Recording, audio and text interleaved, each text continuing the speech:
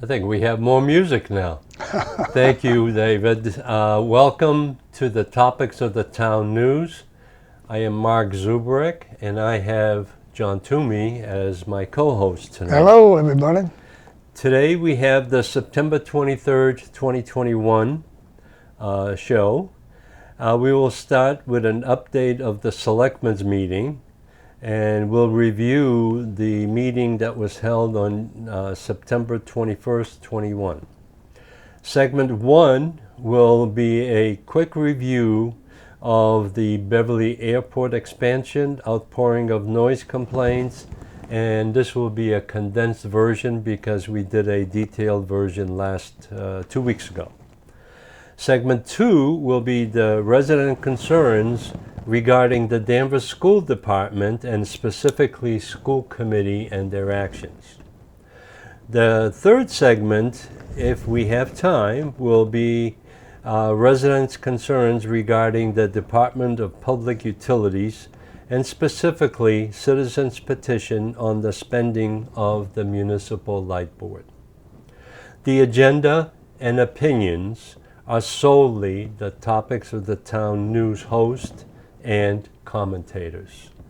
So welcome for another show, and what we'll have is my favorite clip that we have been using in the past, but I think it is very, very appropriate for our times in Danvers, in the state, and in the federal government. So David, if we can put Mark Twain on, it is easier to fool people than to convince them that they have been fooled. And it's a quote that's so appropriate at this time of our existence in our communities. Current notes from the Select Board. Resident concerns regarding the zoning expansion, outpouring of development complaints. Even during the September 21st meeting of the Select Board, Dan Bennett made some very interesting comments in regard to what is being planned by the Planning Department in changes to the existing zoning for the downtown. Those comments were very appropriate, and I believe they have never been discussed by the Planning Department. What I am gathering from the information that I have is that the Planning Department is dictating all of these changes. There was supposed to be a public meeting on September 14th. There were no details, no new details than the summary that was published recently, and there were some inconsistencies of what that meeting was about. I sat through that meeting, and it was a virtual meeting again. There was no public comment, no public access.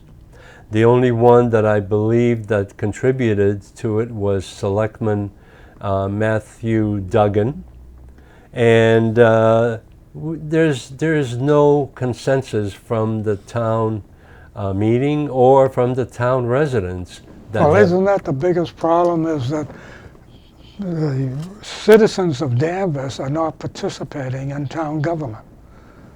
They don't even get excited about anything. They don't go to meetings. They don't give their opinions to the politicians. Therefore, the politicians, as a small group, run the town.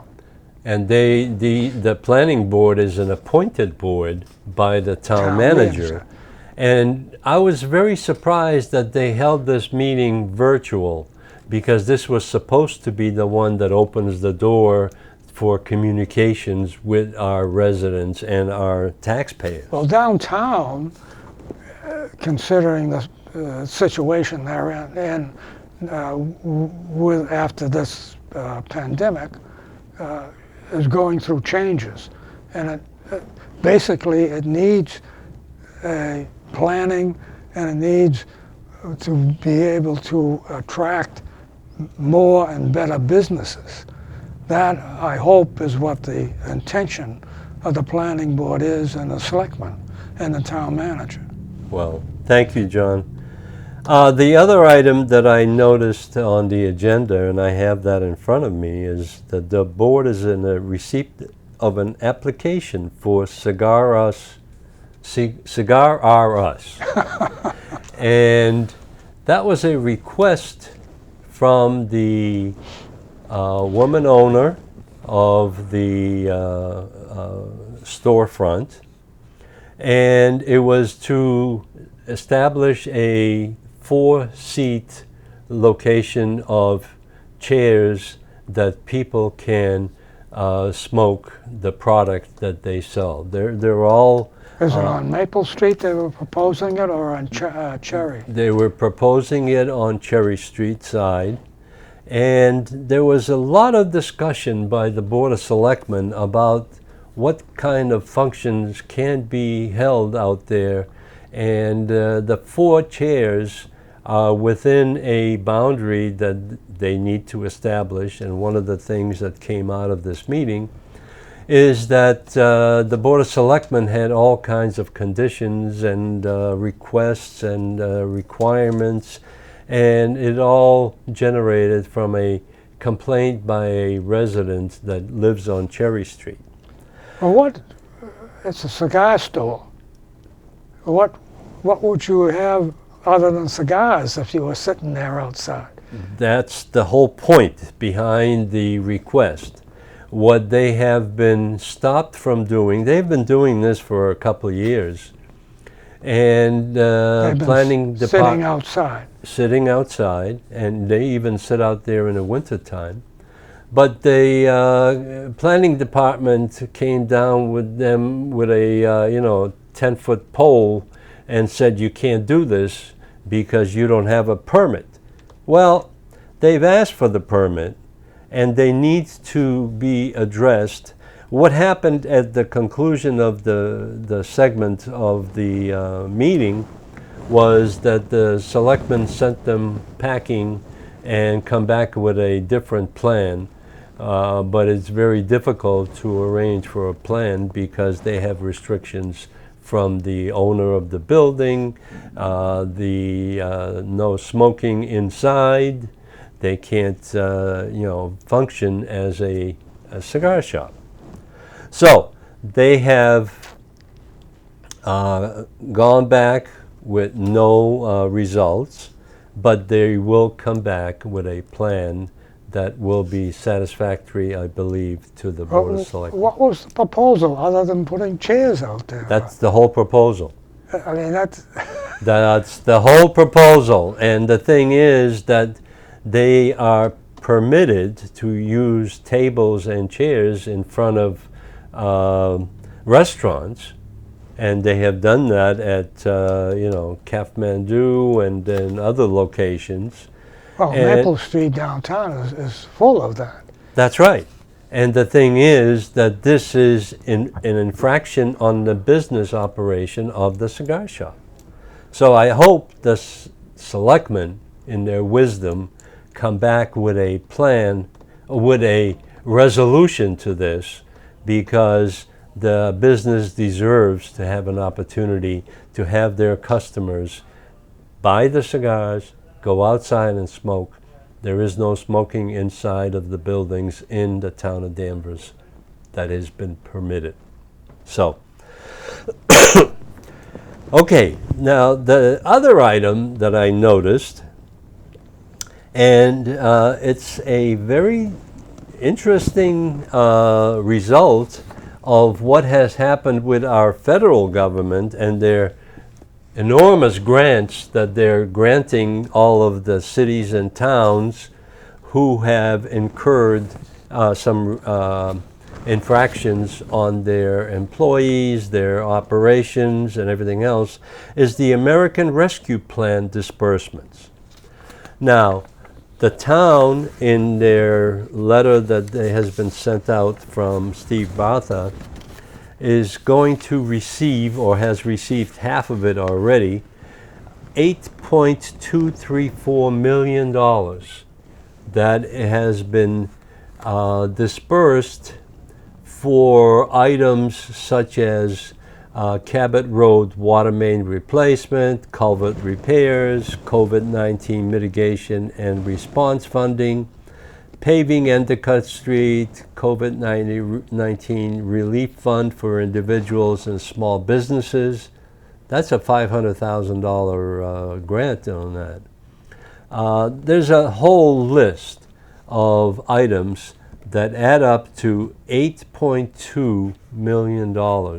And what I understand from the discussion that took place, this is good.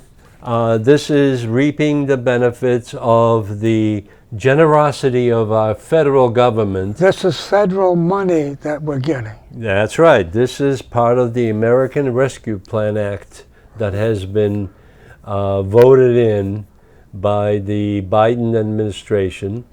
And this is the That result. they're having trouble figuring out how to raise enough taxes to pay for all of it. Well, those are already to our grandchildren down the road. I mean, they're not going to be paid by us. Oh, But the bulk of these funds, as according to the schedule of funds that I have here, is water sewer infrastructure, 32%.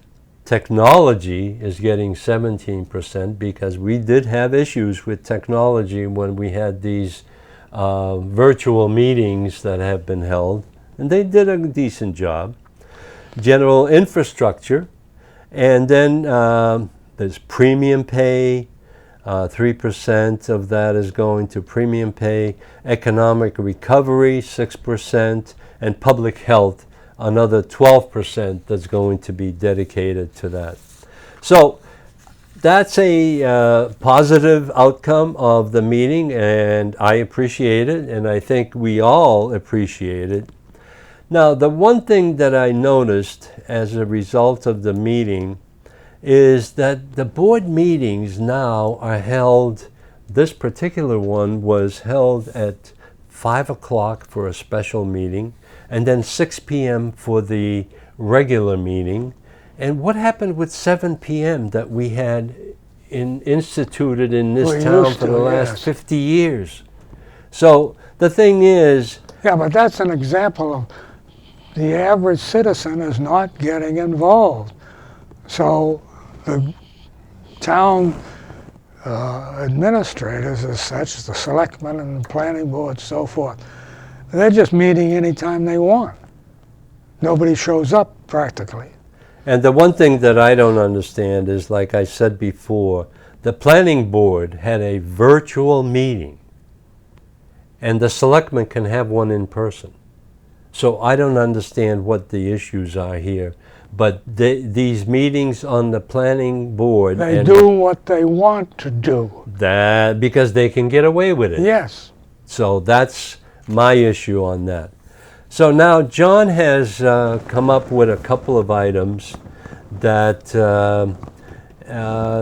first one is there's an additional $1 million grant from the Adequate Fire Response. So you want to go into that one?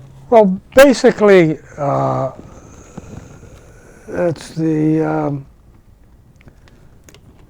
it's called the Adequate Fire and Emergency Response Fund.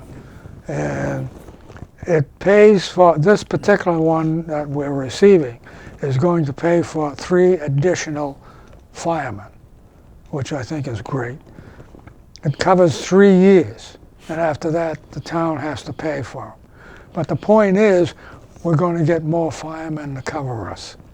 The town manager, Steve Bartha, said it will help us to better manage overtime and decrease the injuries, possible injuries, and so forth. But the overall situation, I think, is very good because we're increasing the coverage by increasing the number of firemen out there. And that's all great. All right, John, you have another one here that is very interesting, the carbon dioxide absorption. Well, okay. Climate change. And here's something that's going on. Up in Iceland, they've built, so far, this is the biggest plant that they have built so far. And what it does is it sucks carbon dioxide out of the air. It pulls carbon dioxide out of the atmosphere in Iceland. And it reduces the greenhouse gases that are warming up the planet. And it's at the moment, it's the biggest of its kind. The plant will capture 4,000 Tons, I metric tons Yeah. annually. And what do you do with that? You can mix it with hydrogen, and it makes a fuel. And you can, some of it results in fertilizer. It can be used for farming and so forth. So there is a good use for the product that they come up with. I just question, God, how much money are we spending? And how much more are we going to spend? But this is the way we're headed. It's rather interesting, I think. At least the town is getting 3 more firemen. Yay. Thank you, John.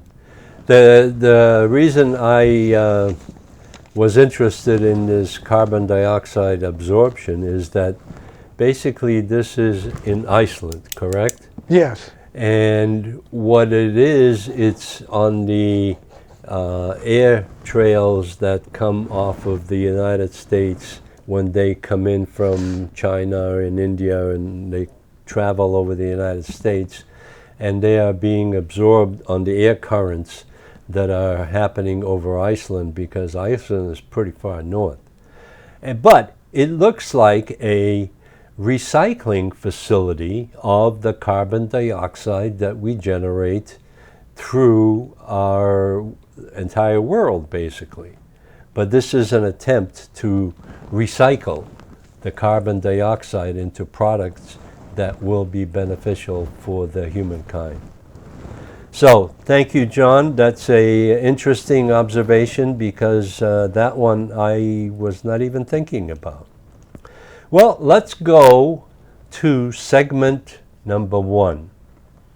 And what I wanted to do with this segment is, we discussed it 2 weeks ago in a lot more detail than we will today, because I am trying to get a condensed version so we can move on to the second segment. Beverly Airport was built in 1928 through the efforts of the Beverly Aero Club and the Beverly Chamber of Commerce. The U.S. Navy operated the airport during World War II under the Joint Use Agreement as Navy Auxiliary Air Facility in Beverly. The historical value of this airport is no longer a military airport. It's a recreational municipal airport, basically. What they want to call it now is a regional airport. The 2 runways, currently 927, is 4,755 feet by 100 feet wide, and 1634 is 5,001 feet long by 100 feet wide. And the 100 feet wide was paved over recently, last year basically, in a rush to make sure that we get the money spent that were allocated for that airport. The airport is currently embedded in residential neighborhoods and is no longer surrounded by farmlands and open fields like it has in the past. The residents of our communities, specifically Beverly, Danvers, and Wenham, have established their homesteads during the past 50 years, and their input must be included in the master planning effort that is been ongoing since the beginning of, or end of last year. Currently, Beverly Airport, I call it BVY, has initiated jet flights to Nantucket, Martha's Vineyard, and New York City. When will this expansion stop? The problem is that the expansion and the master plan development hinges on a primary objective of the master plan is to obtain the $20 million grant promised by the FAA. Currently, the application is in process without public input. What's the application for? For the grant. They don't have the grant, they have a promise of the grant. Okay. The expansion of runways on both ends by 300 feet, total of 600 feet, has already been functioning as an overflow for Logan Airport. So the 5,001-foot runway and the 4,755-foot runways are adequate for the traffic that we are encroaching.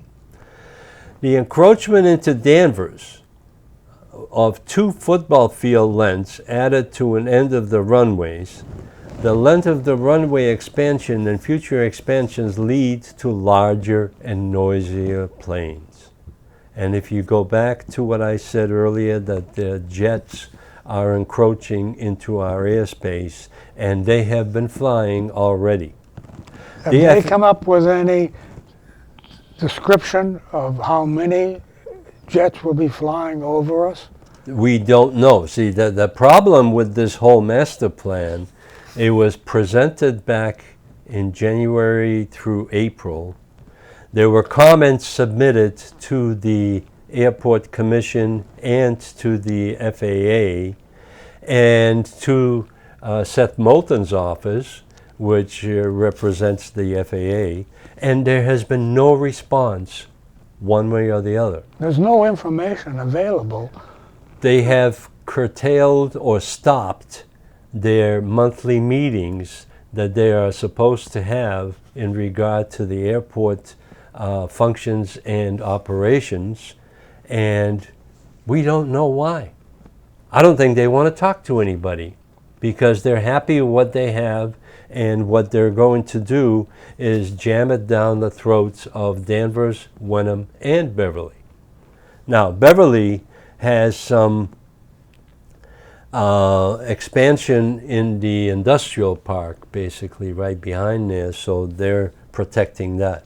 But the one thing that I don't understand is that Mayor Cahill has been the kingpin on this airport, and he hired the manager of the airport and appointed the commissioners. Our appointed commissioners from Danvers have not really responded to the complaints that have been submitted. So how many complaints have actually been submitted? How many people have actually?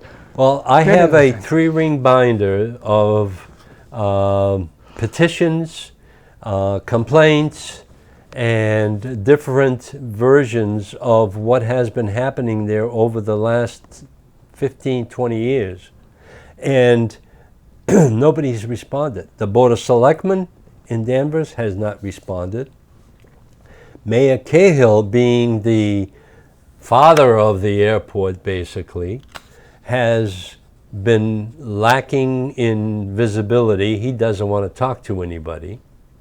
And he is running for re-election, so no wonder he's being very quiet, because Beverly residents have also lodged complaints in regard to the airport. But the larger prop and jets lead to devastating noisy conditions for the entire community. The reach of the glide path and noise level starts at the Middleton-Topsfield lines and reaches Danvers and Beverly. Noise abatement policies are not even considered. There were some policies that were implemented in the past, but they have been ignored right now. Size matters. Anticipate larger and noisier cargo and passenger planes, in anticipation of Amazon distribution currently planned in Salem. It is anticipated that Boeing 737s or Embraer E-170s or even an Airbus can land on the length of the runways. That's a biggie, isn't it? The Airbus is a 100, so it's one of the smaller ones, but that's a cargo plane. Beverly Airport has totally ignored noise complaints. People finally gave up. Need to have FAA and BVY management reduce the intensive use and to become a good neighbor with all residents. What steps have been taken? There have been comments sent in about the master plan. The master plan has generated some reaction from the community of Danvers and Wenham, where they have established a noise committee. The noise committee, I don't know, I haven't heard anything for the last month and a half about it, so I'm going to inquire about that. Well, when this goes through, this is going to increase the noise level substantially. It already has. John, the jet planes that have been planned and identified in here have been released in a news release from the Beverly Airport manager that these are offerings that they are proposing because they need more traffic to the airport. They need more traffic to make more profit. Absolutely. So we have taken some steps in the runway expansion and noise abatement. Jet takeoffs and landings were increased already. Political actions required. Matter presented and discussed in individual politicians without any results. There is no process to conduct an environmental assessment.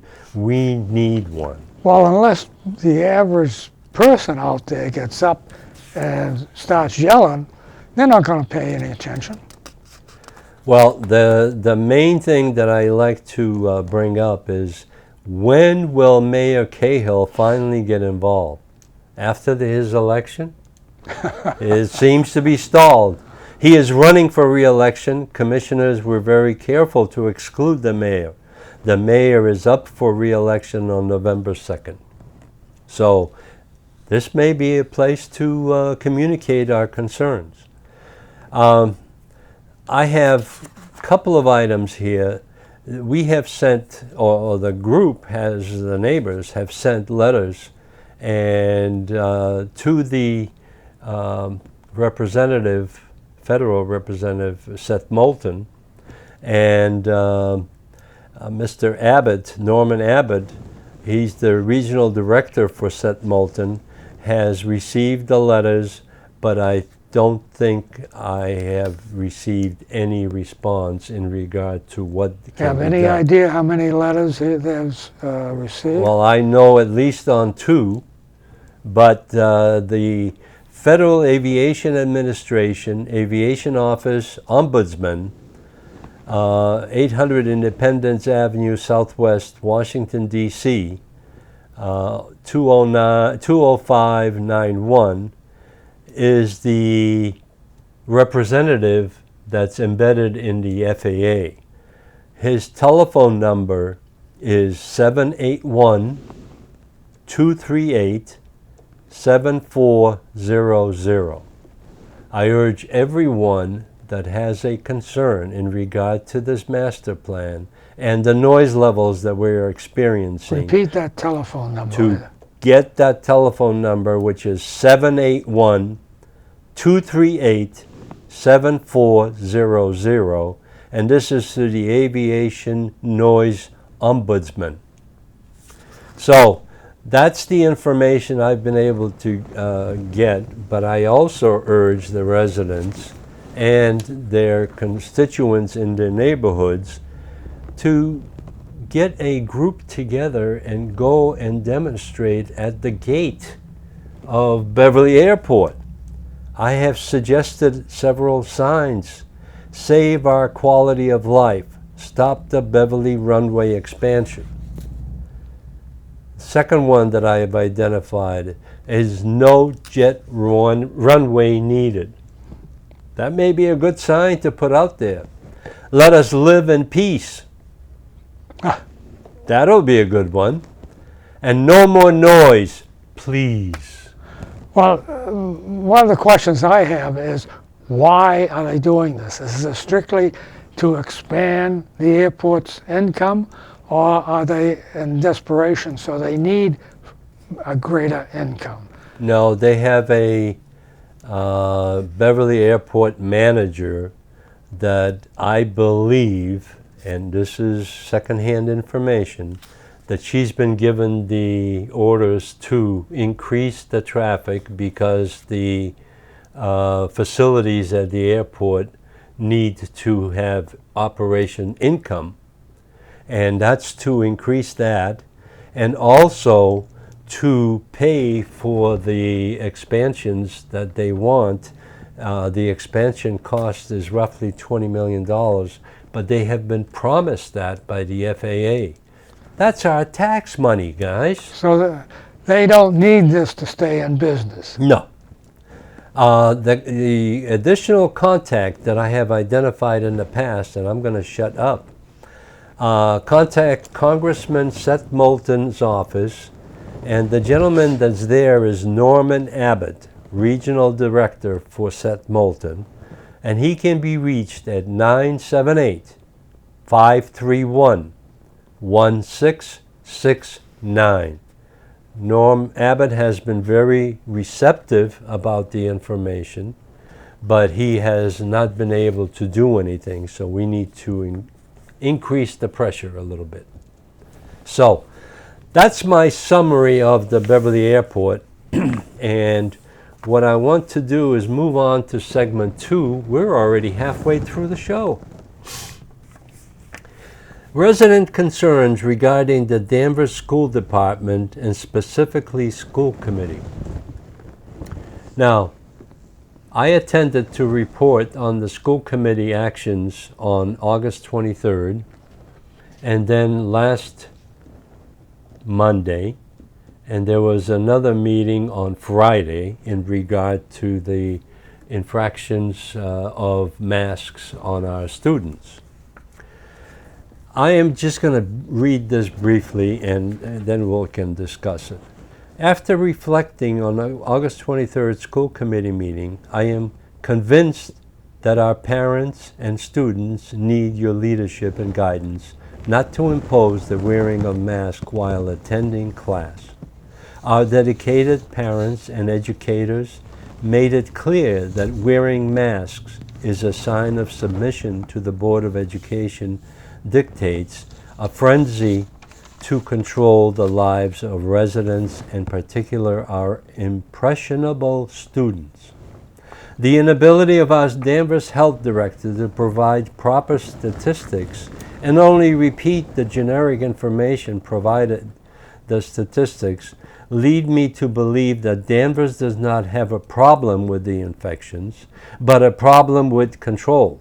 What are the actual counts of infections in Danvers? How many of these infections are in the student population? What are the true statistics? Well, that's the whole point, really, is this is a health question.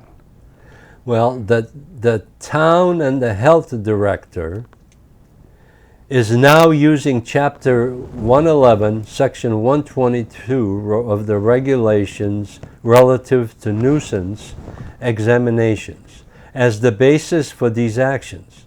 The school committee must defend our students from such rules which are not based on law but on personal interpretation and guidance. But if it's a health question, aren't they saying you have to protect the children's health by wearing masks? That's the whole point of everything that's going on. John, our elected officials and appointed officials are being the mothers of all of us. They're protecting us from everything that can happen. This is not the way the United States is organized. We But are that's a the free way the nation. government works. The government is getting overpowered. They're overpowering our existence. They're infractions on our freedoms. Please consider the facts and listen to the public input. Parents must have a voice to defend their children. I am enclosing the presentation that needs action from elected leaders of the school system. As a result of that meeting, at the end of that meeting, basically the school committee, in their wisdom, decided not to decide anything. Because what they were anticipating is that an appointed official from the state, from the Board of Education, the next day imposed the mask rules for children in the school system 5 years and above. Well, has there been any actual proof whether this is a medical answer to the problem? There is no medical conclusive evidence. The point I'm trying to make here is that our elected school committee, in their wisdom, decided not to act. A week later, the school committee, in their monthly meeting, was discussing the masking of 5 years and below. So the thing is that, again, at that meeting, they decided not to decide because they didn't have the votes. So they, at the August 23rd meeting, they promised all kinds of questionnaires that are going to go out to the parents because parents spoke out at that meeting. So now we have no results of those questionnaires. We have no results of any inquiry to the parents. The parents are just going along with the dictates of the school committee. But again, there doesn't seem to be any great number of parents who are involved. At the August 23rd meeting, there were several parents that spoke out against the masking. Several. God, and that's more than a majority. You know that. When 2 or 3 people. Majority of what? Of the attendance that was there. And the thing is that the school committee meeting that was held on Friday of last week, they went right along with the masking of the 5-year-olds. Now, there were all kinds of reasons not to, but they just went along to get along. So, recently the governor has removed himself from imposing restrictive action because the past actions taken were not legal and directly impacted our freedoms. The governor now wants to use local community boards to continue the state's illegal actions. He has now invoked the Board of Education to promote his illegal actions. When will the Danvers School Committee declare our independence from these restrictions? And when will the voter do that? That's exactly right. That's exactly where it's going to. These changes happen very, quietly because they don't want to rock the boat. But the school committee has dedicated their primary mission to educate our students. Education has taken a step backwards because we have become slaves of directed actions by our appointed officials. We are being trained to become isolated and fearful of large groups gatherings and public meetings. This is continuing in the town of Danvers because they have not decided to abandon that restriction. So, one of the things, our students have been cheated out of 1.5 years of education already because of the restrictions that have been imposed. Remote learning does not work. And my statement here is remote learning has failed. Parents had to rely on tutors and homeschooling. Why did the school population decrease this year? How did we measure our performance? How did we spend the taxes on our children's educations? why were private schools able to operate as usual during the apparent pandemic. So recently, like 2 days ago, there was a release of information about the MCAS scores. So the newspapers, in their wisdom, have basically squashed this because the whole state went down, so it doesn't matter what happens in each individual community. But I dug up the MCAS performance of our students, and David, if we can throw in the grade 10 English language arts, they have gone down, exceeding expectations, and these are grade 10, which means sophomores, basically. And exceeding expectation went down to 10%. Meeting expectations went up slightly to 53%. Partially meeting expectations went down to 30%. Not meeting expectations stayed about the same.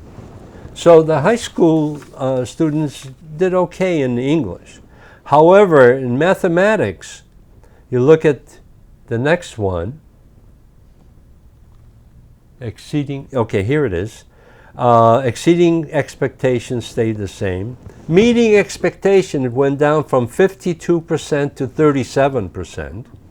Partially meeting expectations from 35, it went up to 45, so everybody went down. The point is, what effect is this going to have on the kids?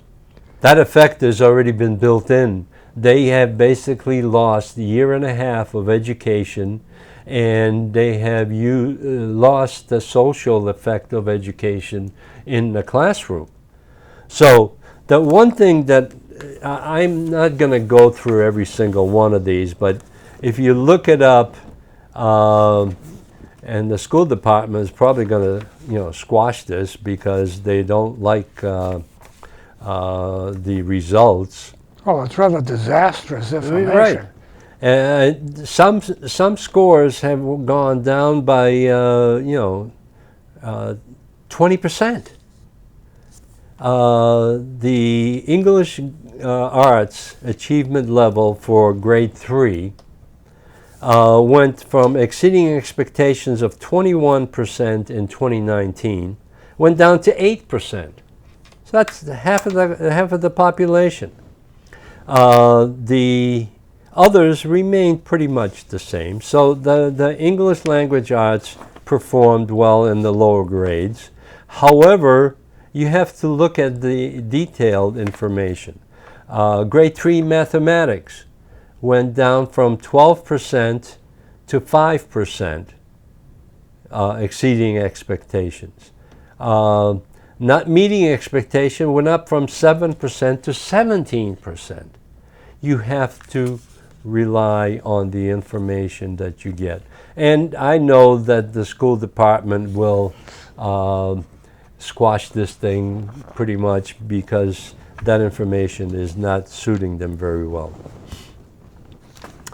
Now, the other thing that I have inquired in my email is education policies regarding curriculum content and expectations have focused on critical race theory, indoctrination, health/sex education, gender education, and social feelings, and not on true education subjects. Who authorized these policies and activities? What steps will be taken to improve the current level of education and testing?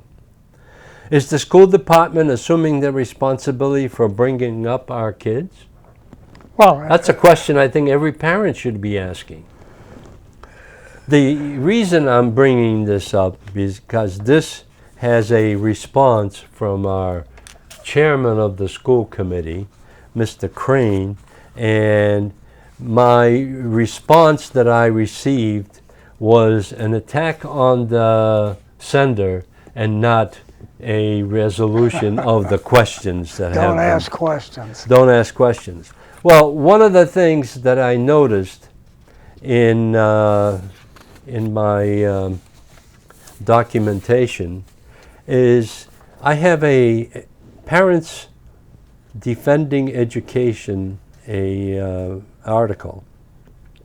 Like many parents, one mom wanted to know what her daughter would be taught in school. But now she's the target of a lawsuit from the National Education Association, the largest teachers union in the country, just for asking questions. This is not in Danvers, so I just want to make that clear. After enrolling her daughter in kindergarten, this mom asked the principal for more information about the curriculum. She wanted to know what would be taught about critical race theory and gender identity. This goes right back to my email. What's the critical race theory? Critical race theory, well, Okay. just hang on. The response, this mom says she was told to file a public records request, FOIA request, which is unbelievable, to get the information she wanted. She filed FOIA requests, and now a lawsuit from the NEA, National Education Association, has followed. Teachers' unions shouldn't bully, intimidate, or silence concerned parents, community members, or groups like Parents Defending Education that want to improve their kids' education. This story goes on for a long way down, but I'm not going to bother with that because that's something that is happening all over this country. And I don't know whether it is happening in Danvers because nobody wants to talk about it. Is there any outline of how good or bad the education in Danvers is? No, it's all self-perpetuated from the school department. So there is no opinion from anybody except from the parents. And the parents, 3,000 parents in this town should be demanding that information because the MCAS scores are one piece of the information. But the school department is not in the education department. They're in the feel-good department. Well, if the parents aren't getting involved, and they aren't, is that saying that they're accepting what they get? Yes, they are. So that is the reason I'm bringing this up. Okay, I'll read one paragraph from Mr. Crane. I found your comments about how education has become focused on critical race theory, indoctrination, more in nefarious government control in our mind, in my mind. Health, sex education, and social feelings interest is interesting. You musings are worth response. First of all, critical race theory is the legal theory which had its origination several decades ago in legal education. To the extent that it is taught, it is the context of the law school curriculum.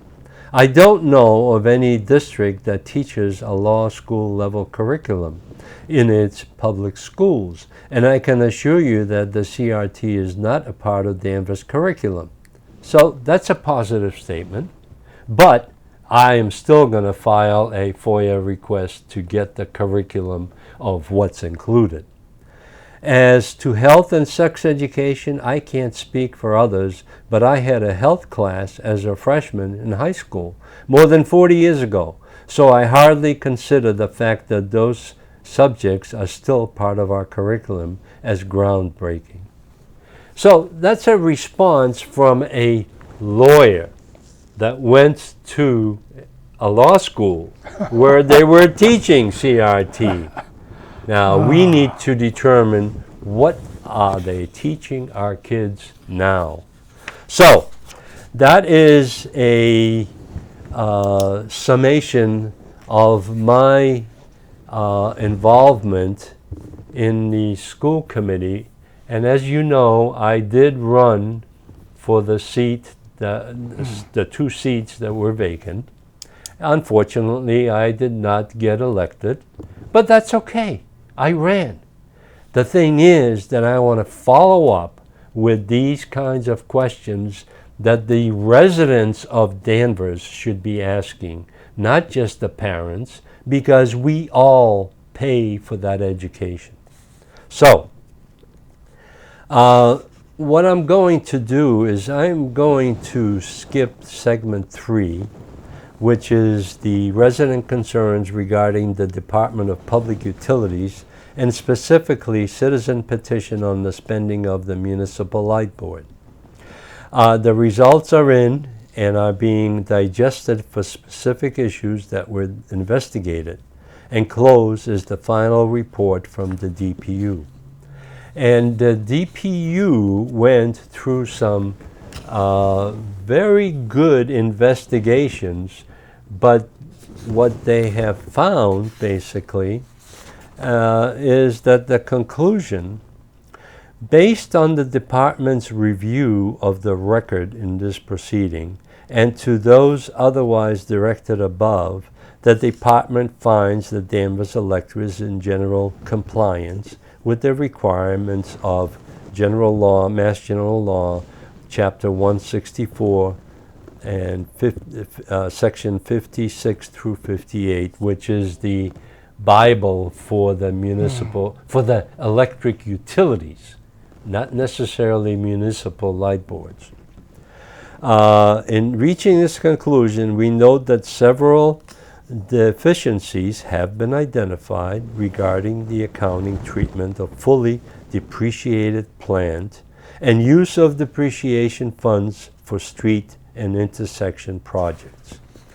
And the DPU 1975, a failure to seek department approval of depreciation rate changes. While Danvers Electric has acknowledged a number of these shortcomings and has implemented corrective actions, ignorance of these statutes does not constitute an excuse for noncompliance. So this is a conclusion that has been reached by the DPU, and we will get into the details the next program, because I think those details need to be explored. And the thing is that maybe it's legal according to the law, but is it legal in the presence of the Danvers residents who are paying the bill? Do the taxpayers realize where the money is going? It's not just the taxpayers. The taxpayers are on the hook if there's any overruns, but the ratepayers are paying through the nose. They just instituted a $7.50 surcharge that is on every bill, and I received mine today, and it's there. The thing is that I have a request for clarification on that particular investigation that was done back in December or November and December of 2020. But the price tag of our electricity has gone up by $7.50. And if we count the number of users in the town of Danvers, it adds up to $1 million. Whew. Because there's over 10,000 meters in this town. So, yeah, it's great to be able to do that, but they have been slapped on the wrist for several interpretations of how they calculate their revenue streams. So we'll get into that. But what I'm waiting for is next week, on Tuesday, there's a municipal light board meeting that's in person. And I intend to go, because I have requested the DCAT crew to film that meeting, but I have been denied that filming by DCAT staff because it's not considered as a municipal meeting. Of course it's a municipal meeting. It's got a $40 million budget every year, and the town reaps over almost $1 million a year from the depreciation fund, which should not be used for that. So they have a surplus of $20 million sitting in the bank earning nothing, but they can spend 20, I believe right now it's over $27 million that have been spent out of the excess revenue that they've collected from various sources, is not from the rate, but now they have instituted this $7.50 surcharge, which really gives them another buffer to play with. So the $40 million that they spend on the utility is not true. This is excess revenue that's going to be collected. So here again, the residents do not know what's going on. And I am going to take the camera on Tuesday and go and film the meeting again. And I will raise these issues because that's going to be one item of discussion. So, John, we are in a wrap-up mode because we have 3 minutes left. And this time has flown so quickly that I have some action items that I need to take, and maybe you can help me. We need to file a FOIA request to the school department in regard to what curriculum is being taught in our schools. Our schools are very important to our residents because that's where it all begins. Yes. And the thing is that we have so many different functions that the school department provides, special education, kindergarten. They have implemented kindergarten in here. And now we have preschool. When are we going to stop? The question that I raised to the school committee is the school department taking over the role of parents? Yes. And the thing is the answer yes or no? Well, that's one of the reasons that's happening is because women are getting back into family. They're not working full-time jobs as they used to, the percentage-wise. So the school is becoming more important, and child raising. Well, during the last 18 months when we had virtual education going on, the parents had to stay home and tutor the kids because the thing is that we cannot continue this because the costs are going to be sky high. And another factor for this American Rescue Plan Act is that the school department is going to get another injection of funds from this act because what we discussed earlier was only for the municipal portion. The school's probably going to get another $5 or $6 million that they don't know what to do with. The budget has been approved, and I hope we deduct it from the budget. And the town meeting is inactive anyway. So, thank you very much, Danvers. We appreciate your time, and I hope this was beneficial for all because I think we need to discuss some of these issues. Get involved, will you? That's the key, and we need to expand our horizon and see what the heck is really going on in town. The town is run well, but there are things that need improvement. Thank you, Danvers, and we'll see you on October 7th, I believe. Good night. Good night, Danvers. Thank you.